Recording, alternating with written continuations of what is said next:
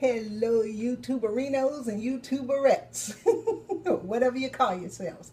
I got to think of a name for my posse. I don't know, class of 2116. That's who I'll talk to. Yeah, my teeth are definitely getting whiter because I usually cannot wear pink lipstick on video because it made my teeth look yellow, but they look white even in this light, and even in because that's daylight hitting my face. Um, yeah. Today was an exhausting day. I went on and got up and uploaded the one from yesterday at 6:30, and it took till 10:30. But I was thinking because it was Saturday, 6:30 in the morning, that maybe it would go a little bit quicker, but it didn't. So this one will go quick tomorrow morning because it's Sunday morning. I'm hoping, because that's 4 hours. Even though I get up and do my little housework and clean, make my bed, sweep. I had some pants to rinse out, and my breakfast, take my medicine and my vitamins and stuff. It's still a long time, but the Golden Girls were on and I could kind of hear it. Some of the TV stations are louder than others. So I could kind of hear it, and it made me laugh, of course. And then something else came on. Criminal Minds came on. There was a couple of them in a row, but I don't like the ones with kids. When kids get killed, and it was one I didn't like. Just so happened it was out of all of them, there's a couple I really don't like, and that just happened to be one of them that I really don't like. And I know, it looks like I'm wearing the same clothes over and over again. But that's because I didn't bring 90 days worth of clothes. I only bought 30 days worth of clothes because I thought I was going to be here 30 days. So I've been switching up. I've bought a couple of tops since I've been here, but I don't want to buy a bunch of clothes to have to take back because, like I said, I have to take that coat back. So let's see. So today was a very hard work day. Today was one of those days when it actually was work, because I looked back. Well, let me go back. There was a scene in Autumn where the hero, where some outlaws come into town, the first outlaws come into town, and the men form a posse because the sheriff isn't there yet. The men form a posse and they go out and hunt these guys down and bring them in. And my heroine is scared to death. She's not used to this kind of stuff. This is the frontier. She's not used to it. And he comes back in, she's kind of mad at him, and then that's, But, yeah, and I was thinking, and I had written it as a diary entry. I had written it as like as a diary entry. And one of my writing partners, Alex, I'll never forget, she said, you need to write that out. You need to write it out in narration, I guess she meant. So what I did was actually, beautiful sunset. What I did actually was wrote it out. Went on and wrote it out. So the same thing happened with my lady in the train. And I think I'm even going to go back up a little bit more. Okay. Wait, let me get my notebook. I still got this notebook, guys. It has went all over the world. Okay, I had made some notes about the transport. That's something else. That's something else. That's something else. The people talking around her. I wrote that, and I, embellished on the conversation going on around her. I did that. Separation, selection, I don't know what. Wedding ring, okay, that was to remind me to do that. Bottom of the pot, girl. Oh, and I was questioning whether or not my male, the German officer, if I should put some of his military stuff in. Like show him, at a meeting or what the devil ever, But I don't know. I don't know. And I have decided that I didn't describe his body enough. I mean, we know the nightclub entertainer is, really shapely and stuff, and Rubenesque and shapely. But I didn't, when she comes out of the kitchen after they're in the, this is the, back up a little bit. While they're in the beach house, she comes out the kitchen, after she's changed to her swimming suit, and he's standing there in his swimming trunks. And I didn't describe enough of what his body, which is nice, So, and I added a couple of things. So, what I had figured was that I hadn't put any, I still can't put my glasses on this thing. I had decided that I should put her having a conversation with someone, instead of so much narration, to put a few things in the conversation instead of it having a narration. For instance, I had just written that she wished they'd shut up. The women that are talking about the food and the men who are, trying to figure out what's going on. I said, yeah, she really wished they would shut up. But I made another person say that to her. Because what happens is, to show the class disparity, okay, there are no classes no more. There are no classes no more. When you were in that transport and you got to that camp, the richest Jew and the poorest Jew were the same. Now, some places that weren't death camps, you could maybe, if you were rich, buy your way out. Something like that. But in this instance where they're going, it's no buying your way out. And so a girl walks up to her and says, Mrs., Madame, blah, blah, blah, what her name is. And she says, hi. She says, it's whatever I named her, Helga or Hilda or something. She said, my sister cleans your house. And I helped serve at one of your parties. And of course, my girl don't know who this is. She's never paid attention to a server. There's something to tell them what to do. And I thought, and so then she's talking to her. They're talking to each other, and she says to her, oh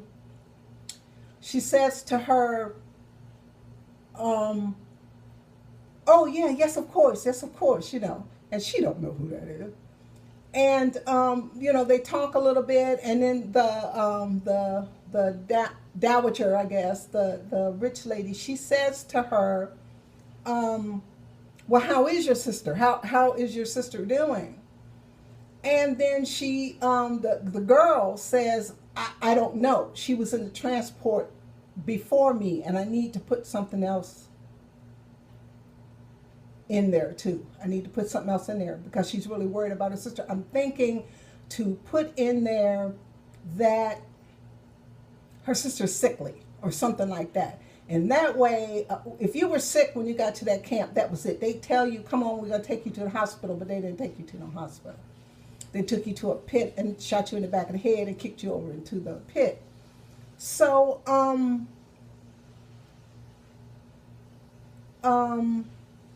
yeah, and that just made me remember something when I was just talking, is that I'm going to have to change. It's according to how old my grandkids are when they look at this.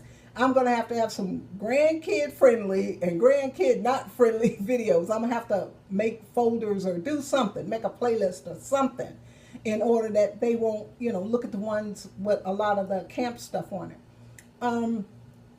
So she's having this conversation with this woman, and remember I had said that she had said to herself, well, I'm really glad my parents aren't here because they'd be whining and crying. And she says after the girl says that about her sister was on the transport before this one, she says to the girl, yeah, my parents are here, but maybe I should have the girl ask about her parents. Maybe because she would know them because she met them, at the girl's house. But no, I don't know. I don't know. It's enough. See, that's what I mean about it's work at this point. I hate when it's work. I hate when it's one of them days that it's work. So, yeah, and she says just out, the girl, yeah, she just says out after the girl says it about her sister. She says, yeah, my parents are here, but they're in another car. They're in another boxcar, whatever it is that they're in. And after she says that, she thinks about it. Here I am, talking about personal things to a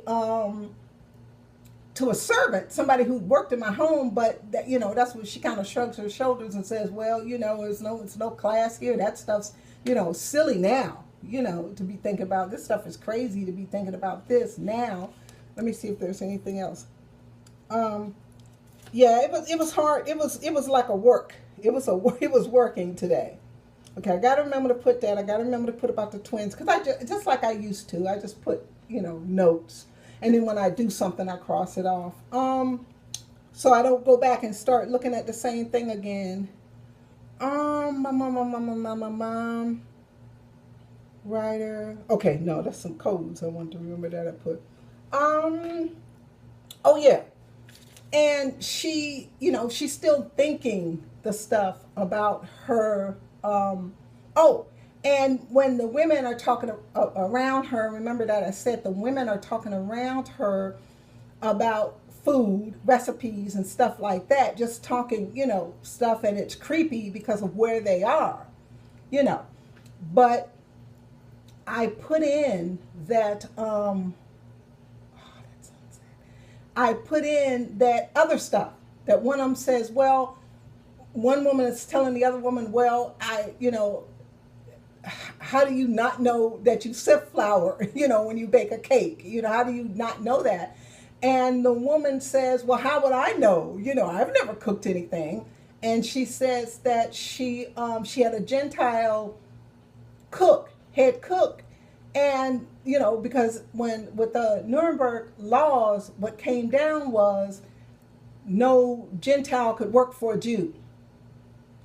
So you couldn't employ, a non-Jewish person.